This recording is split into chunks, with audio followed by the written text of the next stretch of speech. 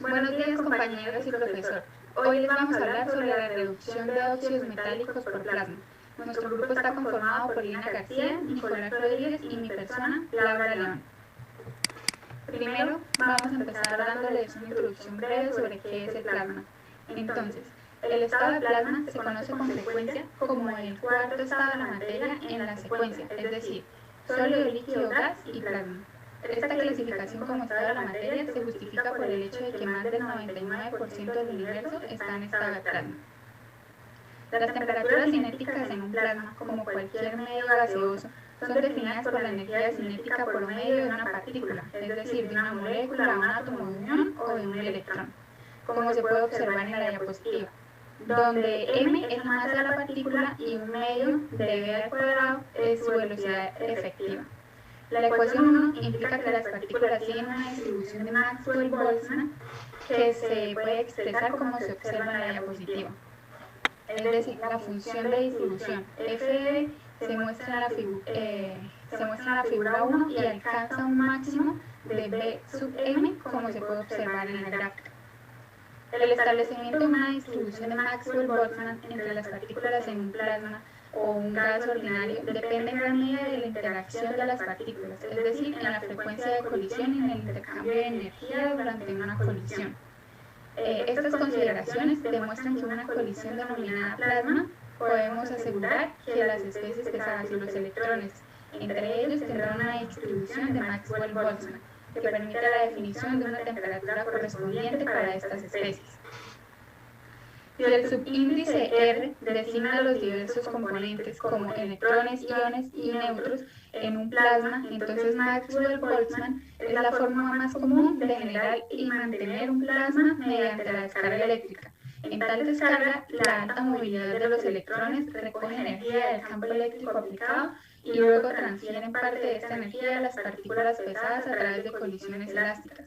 Pero incluso con un excelente acoplamiento, la colisión, es decir, alta frecuencia de colisión entre electrones y partículas pesadas, siempre habrá una diferencia entre la temperatura del electrón y la temperatura del pesado de las especies de plasma.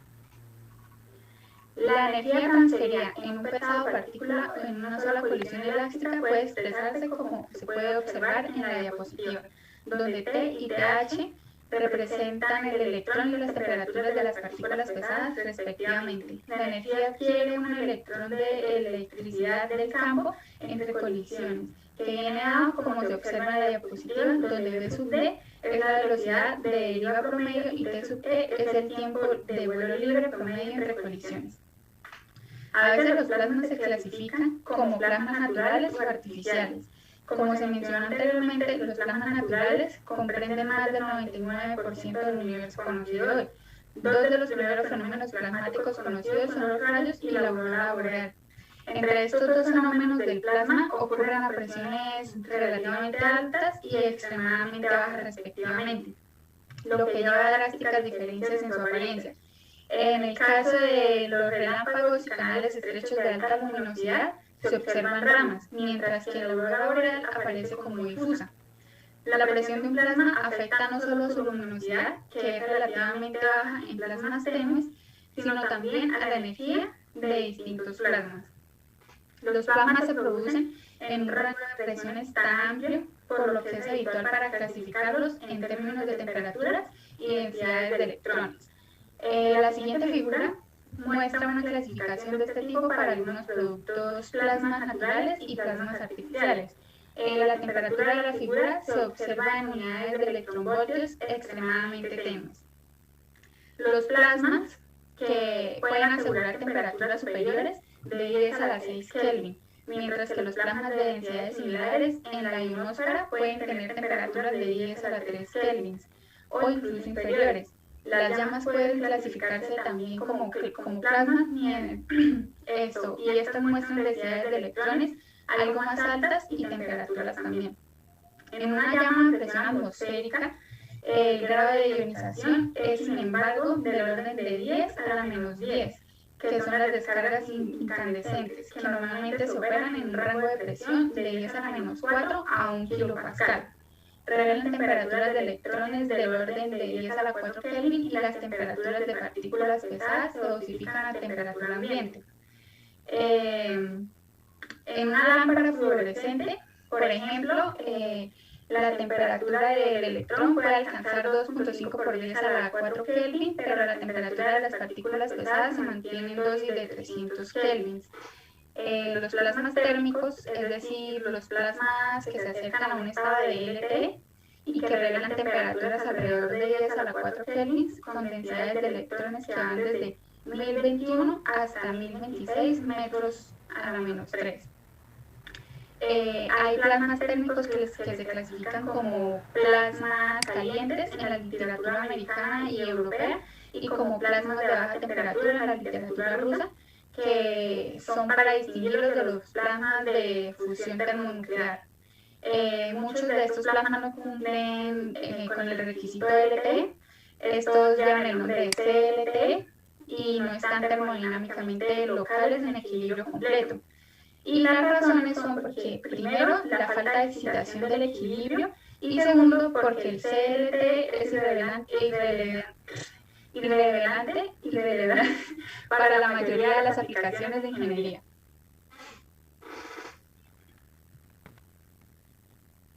Bueno, continuando, para poder generar plasmas térmicos, entonces pues se generan, como ya sabemos, por una corriente eléctrica a través de un gas. Estos gases a temperatura ambiente son excelentes aislantes, entonces por eso que este gas se debe calentar para producir el plasma, y el cual este es eléctricamente conductible, es muy buen conductor, y pues es conocido como avería eléctrica, tal cual como se puede ver acá en la diapositiva. Los métodos eléctricos más utilizados entonces son el arco de alta intensidad y los arcos de combustión libre. Más adelante, al final de la explicación de la exposición, se van a tomar como base estos arcos de combustión libre con respecto a la reducción de óxidos metálicos.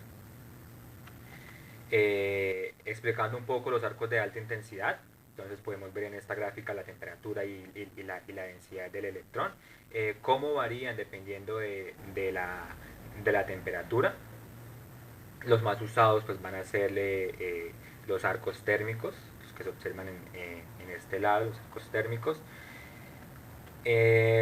Continuando con esto, para las aplicaciones es útil clasificar las columnas en términos de sus métodos de estabilización, el cual existe un vínculo directo entre el método de estabilización de la columna y las opciones disponibles para el diseño de dichos dispositivos. Por otro lado tenemos los arcos de combustión libre, los cuales no se impone ningún mecanismo estabilizador externo, solamente utilizan descargas pulsadas, y las aplicaciones que involucran fundición y fabricación de acero son los que usan estos arcos de combustión, el cual se va a basar más adelante en nuestra exposición. Continuando, pues tenemos la reducción de óxidos metálicos. Ok, entonces en la reducción de los óxidos metálicos encontramos que son muy raros en la naturaleza porque se encuentran en estado libre y se presentan como tales en los metales nobles, como lo son la plata, el oro o el platino. ¿Y esto por qué? Pues porque tienen muy poco poder de reacción. Los metales se presentan generalmente formando compuestos minerales de mayor interés técnico. En cuanto se refiere a la extracción propiamente dicha, se hallan bien en forma de óxidos o sulfuros, como bien sabemos, y otras proporciones menores en forma de hidróxidos y carbonatos. La metalurgia comprende dos grandes grupos: la metalurgia física, que estudia las peculiaridades de dichos metales, y la metalurgia extractiva, que pues trata las operaciones y las fases a las que hay que someter un mineral para poder sacar lo que nos interese. Dentro de las fases o procesos metalúrgicos vamos a hablar sobre la reducción del carbono.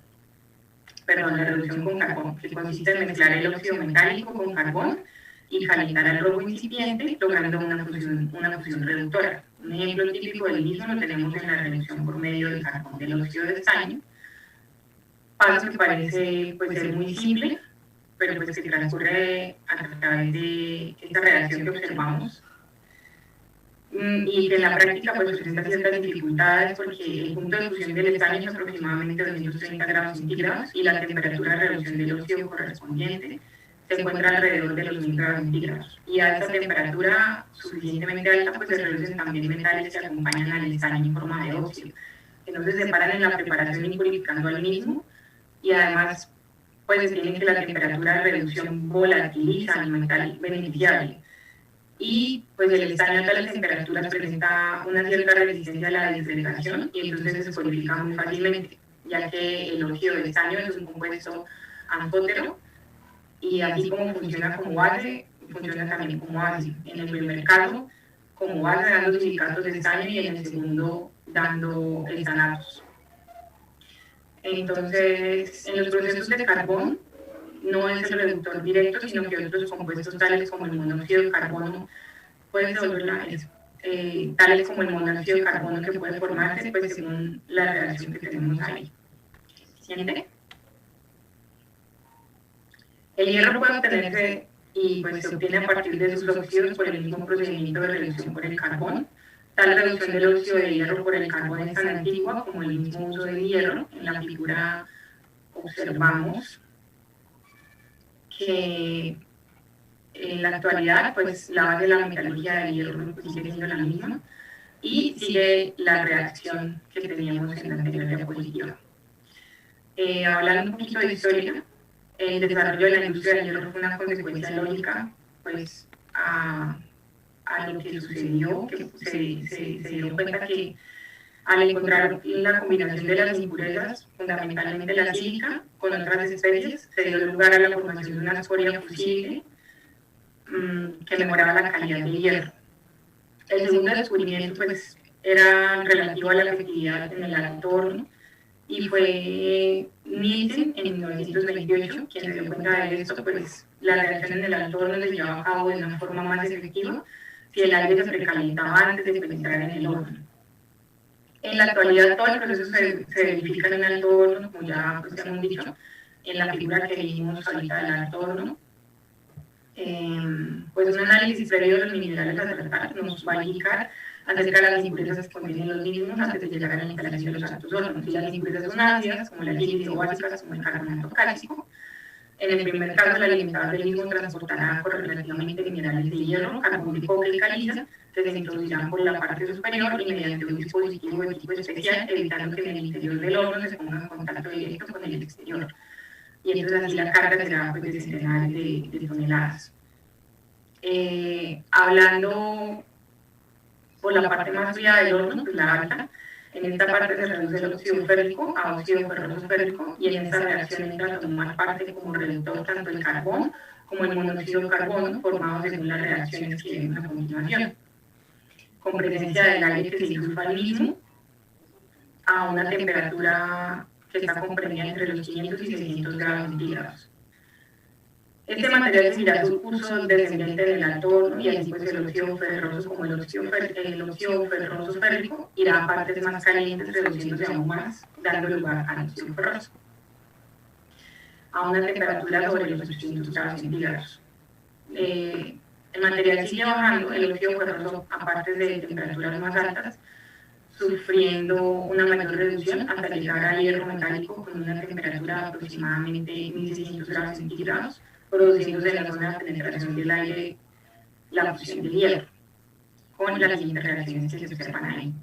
Tener en cuenta que si el mineral está acompañado de impurezas ácidas o básicas, y si son ácidas, como sucede en la mayoría de los casos, pues deben añadir otros productos que juntamente con la sílice conducirán a una combinación de tales impurezas que nos llevan a la formación de una escoria fusible.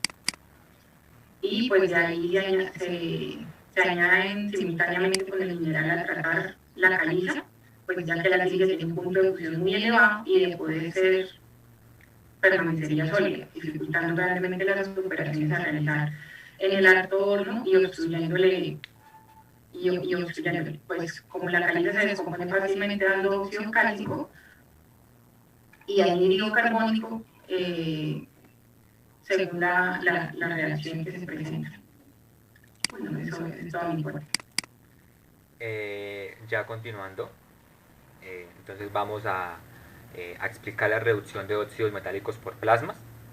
Entonces ya mi compañera Lina explicó cómo se hace la reducción de óxidos metálicos dentro de un horno y mi compañera Laura pues explicó el significado y las varias aplicaciones que podemos encontrar en los plasmas. Entonces, sabiendo que el plasma se puede formar con gases como el argón, el nitrógeno y el helio, o con mezclas de esto de gases como argón nitrógeno, argón helio, nitrógeno oxígeno, entre otras. Los modos de estos desarrollos de estos plasmas plantean que la utilización de diferentes relaciones de gases logran una mayor eficiencia térmica. En esta diapositiva vemos un prototipo de horno por fusión por plasma. Este horno se encuentra aquí en Colombia, en la Universidad de Antioquia, por si quieren buscar más información sobre esto, la pueden encontrar ahí. Se pueden observar, como lo dice acá en la diapositiva, una campana refractoria, un electrodo de tungsteno, un botón de Oreo de 24K, pero lo que nos vamos a basar es en la producción del arco. Entonces, para la producción del arco y el plasma se utilizan dos electrodos de tungsteno de 1/8 de pulgada. Esto lo debemos tener muy en cuenta, ese 1/8 de pulgada. Esos electrodos son refrigerados por un super tin de cobre puro, el cual en el inferior circula agua con el fin de refrigerar los electrodos. Para concentrar el calor se utilizan dos refractarios, un refractario exterior poroso que actúa como aislante y un refractario inferior que es un crisol de alúmina. Como gas inerte se utiliza argón de alta pureza y ese es el que garantiza que la fusión se realice en condiciones inertes. Otro de los materiales que se usan en la fusión es el fundente, el cual cubre el material, cubre el metal y ayuda a aislar la atmósfera, el cual contribuye pues a bajar las pérdidas por oxidación. Los resultados que vamos a obtener, entonces las primeras mediciones que se hacen son con las condiciones eléctricas que se dan por medio del arco. Entonces en la figura 1 podemos ver que se muestra el comportamiento del voltaje y la corriente con el arco encendido en corriente alterna. También se observa que después del encendido del arco se estabiliza la corriente en 130 amperios y el voltaje es de 0,966, como se puede observar ahí en la figura. Los otros resultados que obtenemos son en la siguiente figura. Qué pena. Son en las siguientes figuras, el cual es una onda de corriente alterna. ¿Cómo se genera esta onda de corriente alterna? Se genera pues al encender el plasma, el cual es transferido de un átodo a un cátodo definido. Este tipo de corriente se utilizó con el fin de que la temperatura no se concentrara en un solo electrodo. Como la corriente alterna cambia la polaridad con el tiempo, cada uno de los electrones se comporta como ánodo y como cátodo. Siguiente, por favor. Entonces, en estos hornos de fusión por plasma se realizaron una aleación, el cual es de hierro y 1.7 de titanio. Estas aleaciones son las más usadas tanto en odontología, en medicina y en joyería también la podemos encontrar. Esas aleaciones presentan un reto muy importante debido a su proceso de fusión, pues todas las investigaciones que se han realizado para esta aleación reporta que se han fundido en hornos por inducción de atmósferas controladas. La fusión de aleaciones que contienen titanio como aliante presenta el problema de que como este metal es tan reactivo a altas temperaturas de fusión, tiende a perderse por oxidación. Como bien sabemos, el punto de fusión del titanio puro es de 1668 y el punto de fusión del oro puro es de 1063. Por lo tanto, en el proceso de fusión del oro puro, funde primero. También tenemos las densidades. La densidad relativa del oro puro es de 19.3 y la densidad relativa del titanio pues es de 4.51. Por lo tanto, el proceso de fusión de los dos metales, el titanio flota sobre el hierro fundido y eso se debe sostener la temperatura por el tiempo suficiente para que presente el proceso de disolución del titanio sólido en el oro. Debo aclarar que esto debe estar líquido. Se hizo un análisis. Ese análisis empezó con 12 gramos de la aleación y el cual mostró un porcentaje de pérdida para el titanio de un 0,5 en promedio. O sea, es relativamente muy bajo. Por otro lado, también se hizo un experimento con una aleación de bajo carbono, con aliantes de cobre del 0,5, cobre del 0,5 también, y níquel también de 0,5. Para la fabricación de esta, entonces se agregaron 40 gramos de aleación y se medían los porcentajes de pérdidas que están acá presentes en esta tabla. Para un cobre un 0,4, para níquel 0,5 y para el hierro de un 0,4, que son también relativamente muy bajas.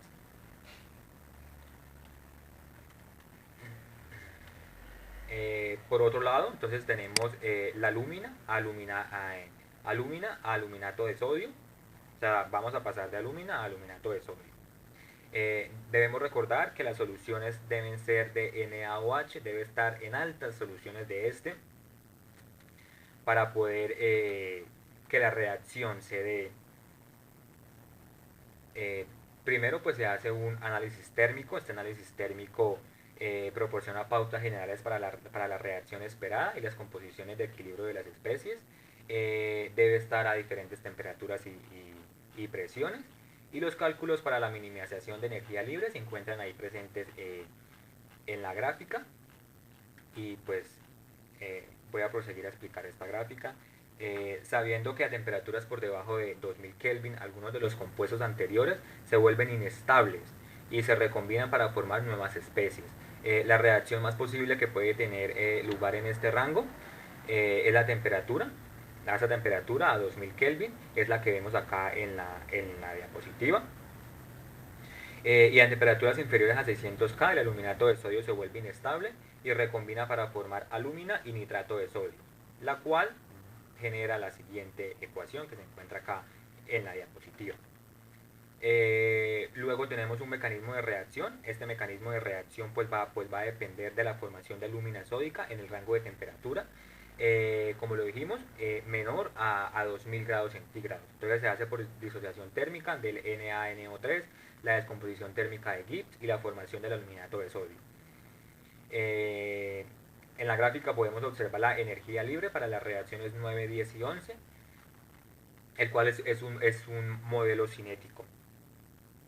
Este modelo cinético debe tener unas suposiciones, las cuales están indicadas acá, el cual el reactor está en condiciones de estado estable, Gibbs se descompone instantáneamente según la ecuación 10, el nitrato de sodio se descompone instantáneamente a niveles de temperatura de aproximadamente 2000 Kelvin, el oxígeno en el sistema es excesivo, las partículas de alúmina son esféricas y el tamaño es uniforme.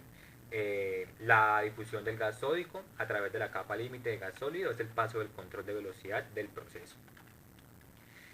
Aquí tenemos el reactor del flujo laminar asistido por plasma, el cual se usó en este experimento. Aquí tenemos un esquema principal y aquí tenemos ya el proceso como tal plasmado para el experimento. Explicando un poco cómo se hizo, cómo se realizó. Entonces primero pues sabiendo de que deben ser por plasmas, también se trata de un reactor tubular de acero inoxidable refrigerado por agua, forrado por revestimiento refractario y aislado con fieltro refractario para minimizar las pérdidas de calor. Una antorcha de plasma térmico de arco no transferida, eso se debe tener muy en cuenta, de 50 kilovoltios, el cual pues debe estar a un lado del reactor. Al otro lado del reactor está unida una sección de enfriamiento rápido enfriada por agua. Esta sección de enfriamiento contiene un deflector enfriado por agua que se encuentra justo enfrente del extremo de descarga del reactor y una bobina de enfriamiento detrás del deflector para complementar el enfriamiento de los gases calientes entrantes. Y pues así finalmente se debe ver nuestro reactor de flujo laminar asistido por plasma. Las condiciones para este funcionamiento entonces están aquí. Para una variable, una potencia de entre 15 y 25, un caldout de gas de plasma entre 3.5 y 6, un SCFM del 0.5 al 0.35. Y para concluir nuestro trabajo de estos dos experimentos y pues todo lo que se ha venido hablando, podemos concluir de que para este proceso se pueden fabricar aleaciones que solo se podrían fabricar con hornos de inducción con atmósfera controlada, siendo la tecnología de hornos de inducción muy costosa. Los procesos de fusión convencionales son muy contaminantes porque utilizan como fuente de calor la quema de combustibles fósiles, carbón, coque, gas, propano, ACPM, entre otros. Y eso también se debe a que el tiempo es muy largo. Cuando usamos plasmas el tiempo es relativamente muy corto para alcanzar altas temperaturas. La posibilidad de desarrollar hornos de fusión por plasma es una importante alternativa como horno de producción limpia y la fusión de chatarras con alta superficie, las cuales tienden a oxidarse en los sistemas de fusión convencionales. El diseño de la antorcha de plasma con corriente alterna permite que se den dentro del arco condiciones eléctricas estables y evitar así el sobrecalentamiento de los electrodos. Esta conclusión es muy importante para nuestro desarrollo del diseño de la antorcha. La cinética de reacción observada en estos experimentos es muy rápida. La conversión general se puede alcanzar en unos 200 milisegundos, que está dentro del rango del tiempo de residencia de las partículas de Gibbs dentro del reactor. Y pues con esto damos finalizada nuestra exposición. Muchas gracias por su tiempo.